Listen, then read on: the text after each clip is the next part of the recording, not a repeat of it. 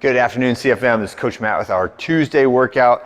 This is all squats today. The entire workout is a progression moving down to a singular heavyweight squat. So we are at the end of our first 6-week cycle of squat strength.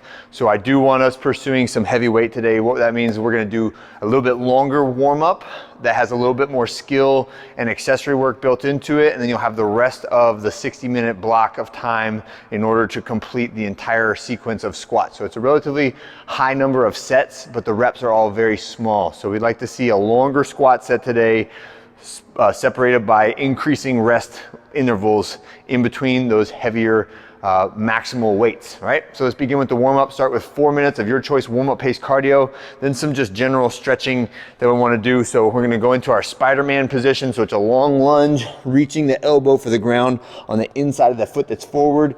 Then we're going to do hip rise. So try to straighten both legs out or kick your hips up. And then in one motion forward and toe touch, right? And then go back to Spider-Man, hip rise, toe touch. And then after you get through 4 reps of that on each side, we're gonna go into child pose, like so. So sliding, like pulling the hands backward as I stretch out, and then press up into the down dog, and then down into a seal press, right? So a couple reps of that, 3 child pose, down dog, seal press, all right? Just full range of motion, flow the body a little bit, get our hips, knees, ankles, hamstrings all loosened up in preparation for our squats. Then we're gonna go into a little dynamic sequence with the bar or PVC pipe. Definitely you can do the PVC pipe pass-throughs every time, and then if you want to move to a trainer bar or a lighter like a Bella bar for the other movements, you can do that. But PVC pass-throughs, 8 reps, then with a wide grip behind the neck push press, then behind the neck snatch balance. So now I am dropping underneath that bar and standing tall. Think about keeping the bar or the pipe exactly where it's at and pressing the body down into a squat position, standing all the way tall. And then the last one will be a tall snatch, and we go counting down. So it's 8, 6, 4, 2. So tall snatch, just like a tall clean. I'm starting with the bar low, but kind of at my midriff, up on my toes, and I'm going to pull myself down in the bottom of that snatch position before I stand all the way tall, okay? And that is our tall snatch. Get through that sequence 3 times through. You should be nice, loose, and ready to go for our squats after that. So we'll start our squat warm-ups. It's back squats today, and the reps and the percentages are noted in SugarWOD. So I want you to hit up to a maximal single according to the programming today.